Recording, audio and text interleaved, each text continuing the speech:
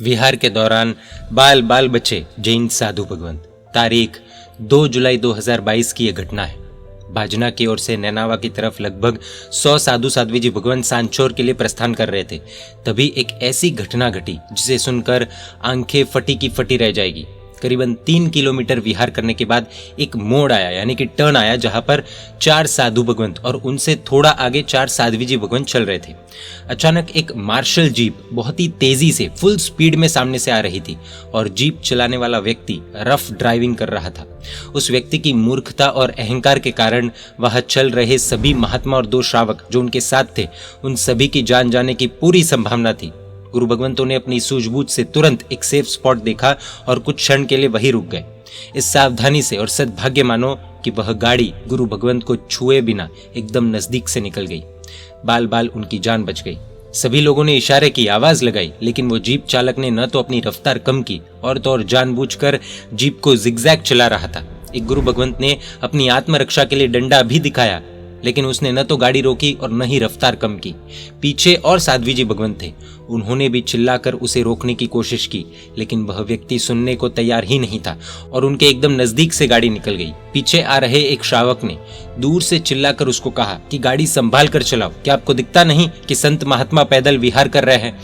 तब उसने अहंकार पूर्वक जवाब दिया कि रोड पर ऐसे थोड़ी चला जाता है, सही से चलो, मैं तो मेरी मर्जी के हिसाब से गाड़ी चलाऊंगा, मेरी गाड़ी है, मेरा रास्ता है। आपको बता दे, सभी महात्मा साइड में ही चल रहे थे और विहार के दौरान कोई भी गुरु भगवंत रोड के बीच में तो नहीं ही चलेंगे, इतनी तो कॉमन सेंस सब में होती है। तब एक श्रावक ने आवाज ऊंची करके चिल्लाकर उसको समझाने की कोशिश भी की तो वह तेजी से निकल गया।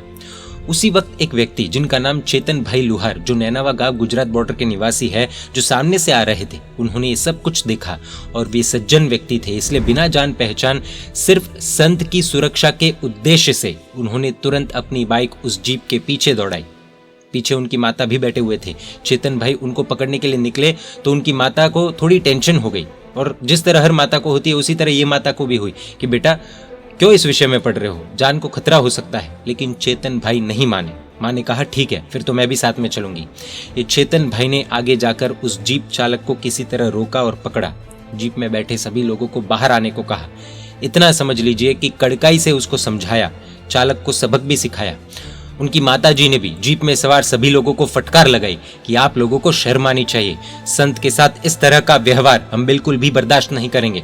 आखिरकार सभी से माफी मंगवाई गई और आगे से कभी भी जिंदगी में ऐसा कार्य नहीं करेंगे, ऐसा कड़ा वचन लिया गया। यहाँ पर कुछ चीजें समझने जैसी है और ये वीडियो सभी तक पहुंचाने का क्या उद्देश्य है वो भी हम क्लियर कर देते हैं। पॉइंट नंबर 1, चेतन भाई जन्म से कोई जैन कुल नहीं मिला, लेकिन सिर्फ संत परंपरा की सुरक्षा के लिए अपनी खुद की जान दांव पर लगा दी। पॉइंट नंबर 2, उनकी माताजी पहले पुत्र की रक्षा दिमाग में रख मना कर रहे थे, लेकिन जब उन्हें उनके ही द्वारा दिए गए संस्कार याद आए तो खुद अपने बेटे के साथ गए। पॉइंट नंबर 3, जो श्रावक गुरु भगवंत के साथ थे उन्होंने गुरु भगवंतों की रक्षा करने की पूरी कोशिश की। पॉइंट नंबर 4, कुछ श्रावक अपनी गाड़ी से पास से गुजर रहे थे, उनमें से कईयों ने यह परिस्थिति देखी भी, लेकिन कुछ खास किया नहीं। कुछ व्यक्तियों ने गाड़ी रोककर पूछा, जानकारी ली, लेकिन उस चेतन भाई की तरह किसी ने भी हिम्मत नहीं दिखाई। पॉइंट नंबर 5, धर्म की रक्षा करने वालों का तो सम्मान होना ही चाहिए, इसलिए एक सुश्रावक ने उचित द्रव्य से सम्मान भी किया, लेकिन चेतन भाई ने द्रव्य तुरंत गौशाला को अर्पित कर दिया। पॉइंट नंबर 6, यहाँ पर हम किसी की निंदा नहीं करना चाहते, सिर्फ जगाने के उद्देश्य से ये कहना चाहते हैं कि हमारे महापुरुष कैसे थे, वस्तुपाल, तेजपाल, पैथड़शाह मंत्री, कुमारपाल महाराजा आदि। उनका जीवन देखने जाए तो ऐसे अनेक प्रसंग हैं जहाँ किसी ने गुरु भगवंत की तरफ नजरें उठाई तो ऐसा दंड दिया गया कि इतिहास के पन्नों में दर्ज कर दिया गया। अहिंसा और शासन रक्षा 2 अलग चीजें हैं। यदि हम अहिंसा का एकांत पकड़कर बैठेंगे तो वो अहिंसा नहीं, कायरता हो जाएगी। पॉइंट नंबर 7, मानो या न मानो, हमारे पूर्वजों में दम था, लेकिन अभी 1-2 जनरेशन से अधिकतर माता पिताओं ने अपने बच्चों को वीरता सिखाई ही नहीं है। कुछ भी हो तो उनके मुंह से यही निकलता है, अपने को बीच में क्यों पड़ना, क्या जरूरत है, अपना क्या लेना देना। इतना ही नहीं, युवाओं के खून में डर नाम का तत्व डालने में भी कोई कमी नहीं रखी जा रही है। ये डर शायद हमें आगे आने वाले समय में बहुत महंगा पड़ सकता है। एक तरह से मतलबी कैसा बनना वो सिखाया जा रहा है और कोई निडरता से यदि कुछ करने जाए तो उनकी भी टांग खींचना शुरू कर देते हैं। पॉइंट नंबर 8, जिन शासन अनेक खतरों से घिरा हुआ है, कम से कम आज के युवाओं को ये वास्तविकता समझनी चाहिए। भले ही विरासत में माता पिता से हमें वीरता न मिली हो, लेकिन कम से कम हम इतना तो संकल्प कर सकते हैं कि आगे आने वाली पीढ़ी को हम कम से कम वीरता जरूर देंगे, कायरता तो नहीं देंगे। पॉइंट नंबर 9, अहिंसा परमो धर्म है तो धर्मो रक्षति रक्षितः भी हमारा ही सिद्धांत है।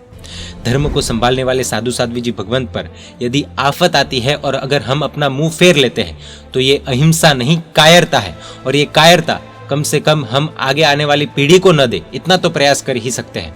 पॉइंट नंबर 10, कुछ चीजें कड़वी लगी हो तो क्षमा चाहते, मिच्छामि दुक्कडम, लेकिन ये वास्तविकता है। जितना जल्दी स्वीकार करेंगे उतना शासन के लिए और हमारे लिए अच्छा होगा। परमात्मा के आज्ञा विरुद्ध कुछ भी कहा हो तो मिच्छामि दुक्कडम। जय जिन शासन, जय महावीर।